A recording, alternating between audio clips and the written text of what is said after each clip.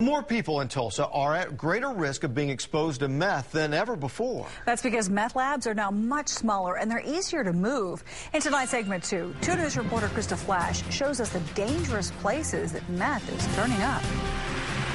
Tulsa County mowing crews sometimes expose what others hope to keep hidden. That discovery turned into a near disaster recently while workers were mowing near Sand Springs.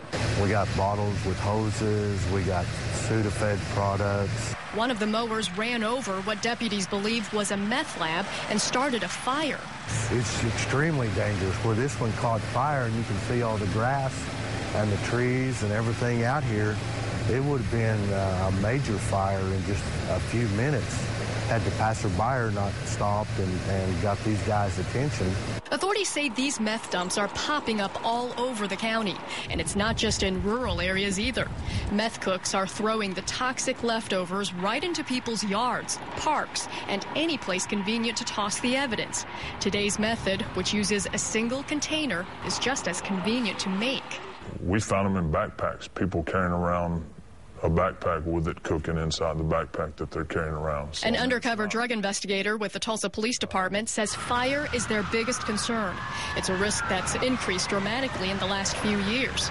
The city went from finding a few dozen meth labs in 2008 to more than 300 the following year.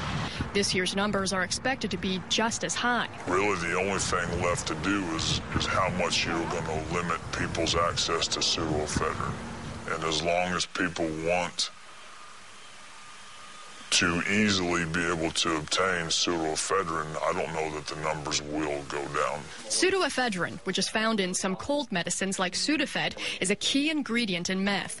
This one-pot method requires less of it, which is how addicts are getting around a state law that limits purchases to 9 grams a month. They'll send a few people into a pharmacy, they'll buy their 1 or 2 boxes plus, some maybe candy and a birthday card and check out. Nobody thinks anything of that. Legislators recently quashed an effort to make pseudoephedrine prescription only, so the Oklahoma Bureau of Narcotics rolled out a program it hopes will stop fraudulent sales. The meth offender registry just went into effect November 1st. If you have a meth conviction, you will be prohibited for 10 years from possessing or buying pseudoephedrine. The Tulsa Police Department has also changed its approach. Officers are actively seeking people they believe are making meth. Each lab prevented could mean one less hazardous site to uncover. Krista Flash, 2 News works for you. Authorities say the cooks use clear plastic soda bottles or Gatorade bottles. Now, the containers will have a white, sandy substance inside with tubes coming out. Be sure to contact authorities if you see any suspicious materials like these.